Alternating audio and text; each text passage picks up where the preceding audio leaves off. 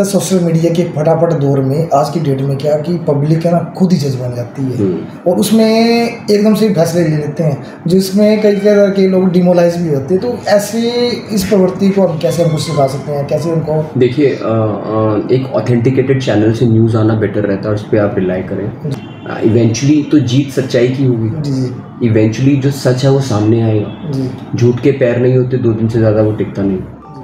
15 साल में औद्योगिक क्षेत्र बदी या BBN ने कई तरह के बदलाव देखे हैं। उस बदलाव में चाहे हम क्राइम की बात करें या फिर औद्योगिक क्षेत्र की इकाइयों की बात करें, उनमें इजाफा हुआ है, कईयों का क्या परिवर्तन आए हैं और उसमें अच्छे कार्यों के लिए क्या पुरस्कार मिले हैं या फिर क्या चैलेंजेस रहे थे।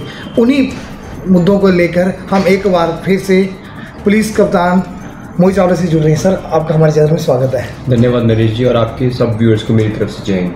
चावला सर, मेरा तो अब हमारा जो एक सीरीज़ चल रहा है लगातार इंटरव्यूज़ का, तो जो अभी हाल में ही फिक्की की तरफ से एक अवार्ड्स मिला था, तो उसको बारे में थोड़ा सा आप हमारे दर्शकों को बताएंगे क्या था और कैसे मुहिम से इसका जो फायदा मिला? देखिए, अवार्ड मिलने से इंस्पिरेशन बढ़ता है बट उससे रिस्पॉन्सिबिलिटी भी बढ़ती है जी। अभी लास्ट मंथ हमें फिक्की इंटरनेशनल और फिक्की द्वारा एक स्मार्ट पुलिस अवार्ड दिया गया, जो हमने पिछले साल ब्रिस्प Baddi region industrial security plan और कम्युनिटी आई जिसमें हमने 5400 प्लस कैमरास लगाए हैं। उन्होंने इस चीज़ को अप्रिशिएट किया। यहाँ से इससे इलाके में सेफ्टी एंड सिक्योरिटी बढ़ी है, इससे इलाके में एक लॉ एंड ऑर्डर बेटर हुआ है, इससे हमारी इन्वेस्टिगेटिव स्किल्स इम्प्रूव हुई। तो उन्होंने इस चीज़ को अप्रिशिएट किया। और जहाँ तक ब्रिस्प की बात है, एक ऐसा प्लेटफॉर्म जो इंडस्ट्री और पुलिस और विभाग के बीच में जिसने समन्वय पैदा किया, जिसने एक दोस्ती को और सुदृढ़ किया। हमने एक एग्जॉस्टिव डॉक्यूमेंट तैयार किया जिसने हर तरह की इंडस्ट्रियल सिक्योरिटी के ऊपर बात की, जिसने perimeter security, IT security, labour force security, man power security, women safety security, तमाम पहलुओं पर चर्चा की और हमने इंडस्ट्रीज़ के साथ मिलके इसकी रूपरेखा तैयार करके इसको लागू किया। तो इन 2 पहलुओं को हमें अप्रिशिएट किया गया। बट सबसे इम्पोर्टेंट चीज़ है कि हम आम जन लोगों को बेटर सर्विसेज दे पाए, उनके लिए एक सेफ और सिक्योर माहौल पैदा कर पाए जी। तो सर, उस पर क्या कि जैसे अभी आपने बोला ना कि शाबाशी मिलती है ना, तो उसके लिए हमारी पीठ भी मजबूत होती है और कई बार वो चैलेंजेस भी आती है। और चैलेंज क्या कि लगातार क्राइम का स्वरूप चेंज हो रहा है, बड़े बड़े आपके ऊपर अपेक्षाएं हैं। जैसे अभी पिछले लास्ट मंथ DGP साहब आए थे तो नई असाइनमेंट्स भी हुई थी, उस पर कितना की काम किया जा सकता है और कितना किया जा रहा है? एब्सोल्युटली, क्राइम का स्वरूप समय के साथ, स्थिति के साथ और व्यवस्था के साथ चेंज होता है। साइबर क्राइम की बात करें, हमारे पास बद्दी में one of the best cyber cell team है। हमने लास्ट ईयर तकरीबन 80 लाख के आसपास रिकवरी की, 46 केसेस पे काम किया और 97 लोगों को, इसमें कोई बंगाल से है, कोई तमिलनाडु से, उनको पकड़कर, जो साइबर ठगी के लोग थे उनको पकड़कर लेकर आए। हमने एक स्ट्राइकिंग रिजर्व जिसको हमने अल्फा 5 नेम तैयार किया, एफिशिएंट स्ट्राइकिंग रिजर्व तैयार की लोगों की सेफ्टी सिक्योरिटी के लिए। हमने हमारे जो 22 बॉर्डर पॉइंट्स हैं इनको इंटरकनेक्ट करके अपने कंट्रोल रूम से जोड़ा। तो we have a smart control room, we have smart cameras, we are all integrated.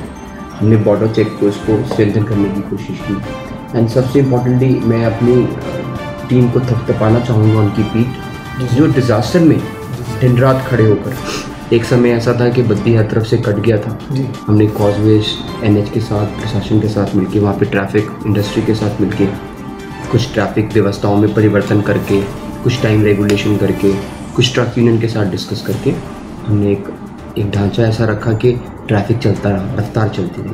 लोगों को समस्याएं हुई क्योंकि सड़क ही नहीं थी, लोगों ने भी कोऑपरेट किया, लेकिन टीम ने दिन रात मेहनत की। उसका ये हुआ कि एक दिन भी इंडस्ट्रियल वर्क हॉल्ट नहीं हुआ, हिट नहीं हुआ। तो पुलिस कमिटेड फोर्स है और उसी तरह उसे कमिटमेंट से काम करना चाहिए। सर, अब पुलिस की हम बात करते हैं कि पुलिस के ऊपर अब जनता से जुड़ा हुआ एक डिपार्टमेंट है। जो स्ट्रेस था, उस स्ट्रेस से कई प्रकार के कई आपके जो जवान डेंगू के शिकार हो रहे थे, चाहे जवान होंगे चाहे अफसर होंगे।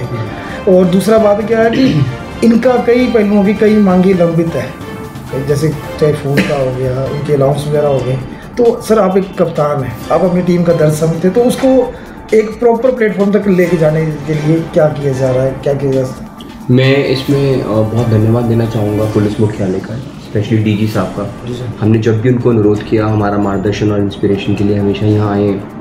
अभी हाल फिलहाल में medical device park temporary police post उनके हाथों से इनॉग्रेट हुई। हमने एक टैग 24/7 असिस्टेंस रूम नालागढ़ में ओपन किया। उन्होंने स्पेशल एक रिज़र्व में से हमें बटालियन से एक रिज़र्व, हाफ रिज़र्व हमें नालागढ़ के लिए मेडिकल डिवाइस पार्क के लिए भेजी। हमें फोर्स जहाँ जहाँ रिक्वायरमेंट है पुलिस हेडक्वार्टर या रिसोर्सेज जो रिक्वायरमेंट है हेडक्वार्टर हमें देती रहती है, सरकार देती रहती है। एंड मोस्ट इम्पॉर्टेंटली ये एक इंडस्ट्रियल हब है। हमें जब भी रिक्वायरमेंट किसी तरह की हुई जो ऑपरेशनल हमें CSR में भी कंट्रीब्यूशन मिलता रहता है। तो मैं आभारी हूँ यहाँ की इंडस्ट्री का, आभारी हूँ मुख्यालय का और सरकार का। बद्दी पुलिस को एफिशिएंटली और इफ़ेक्टिवली वर्क करने के लिए रिसोर्सेज की कमी या उसका ऐसा लगा कि ये रिसोर्सेज का हमें डेफिशिएंसी है वो फील नहीं है। ऑफकोर्स समय के साथ डेफिशिएंसी को हम मीट आउट करेंगे। जहाँ तक फोर्स की बात है, फोर्स का मोराल बढ़ा रहे, फोर्स को हमने प्रॉपर्ली ट्रेन किया, उनको टेक्नोलॉजी के साथ इंटीग्रेट किया। हमने लास्ट ईयर कुटुंब योजना का शुरुआत की जो हाईली कंसंट्रेटेड थी पुलिस वेलफेयर के ऊपर। हमने कुटुंबशाला, smart open air gym, police station में योगशाला, उनके बच्चों के लिए पढ़ाई की व्यवस्था, मेडिकल की व्यवस्था। अभी हमने सिटीजन इंटरफेस सेंटर खोला बद्दी में। तो थाने लेवल पे भी थोड़ा थोड़ा इंफ्रास्ट्रक्चर में फोर्सेस के लिए, जवानों के लिए, उनकी फैमिलीज़ के लिए हम काम करते हैं। योग हो गया, एजुकेशन हो गया, हेल्थ हो गया, जहाँ जहाँ भी हम कंट्रीब्यूट कर पाए हम करने की कोशिश करते हैं। सर, सोशल मीडिया के फटाफट दौर में आज की डेट में क्या है कि पब्लिक है ना खुद ही जज बन जाती है और उसमें एकदम से फैसले ले लेते हैं जिसमें कई तरह के लोग डिमोलाइज भी होते हैं। तो ऐसे इस प्रवृत्ति को हम कैसे हमको सिखा सकते हैं, कैसे उनको? देखिए, एक ऑथेंटिकेटेड चैनल से न्यूज़ आना बेटर रहता है, उस पर आप रिलाई करें। जी। हमने हाल फिलहाल में कुछ एक केसेस हुए तो उसमें र्यूमर्स मैंने स्ट्रिक्टली वार्न किया कि र्यूमर्स मत फैलाएं। इवेंचुअली तो जीत सच्चाई की होगी। इवेंचुअली जो सच है वो सामने आएगा। झूठ के पैर नहीं होते 2 दिन से ज़्यादा वो टिकता नहीं। तो आप एक ऑथेंटिकेटेड सोर्स है, गवर्नमेंट एजेंसीज हैं, ऑथेंटिकेटेड सोर्स पे रिलाई करें, ऑथेंटिकेटेड चैनल्स पे रिलाई करें।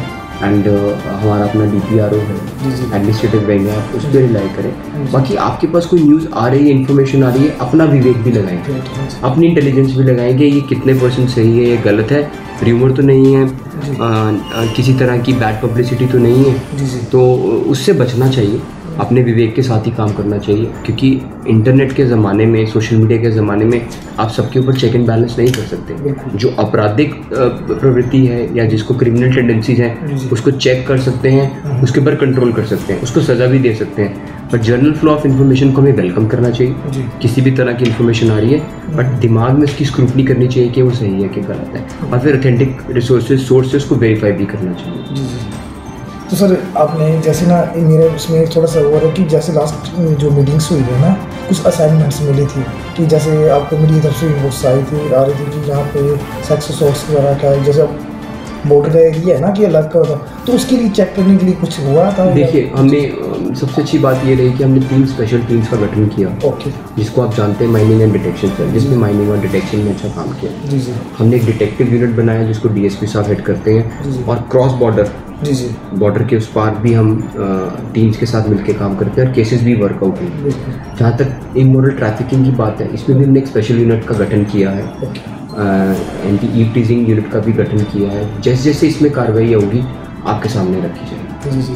Thank you. तो ये थे हमारे साथ IPS मोहम्मद साहब, जिन्होंने बद्दी के जो ज्वलंत मुद्दे हैं उनके ऊपर अपनी बेबाकी से राय रखी। उसके साथ पुलिस का मोराल अप करने के लिए क्या मुहिमें की जारी हैं और आगे क्या अच्छा परिणाम दिए जाएंगे वो बताया। सर, आपका हमारे साथ जुड़ने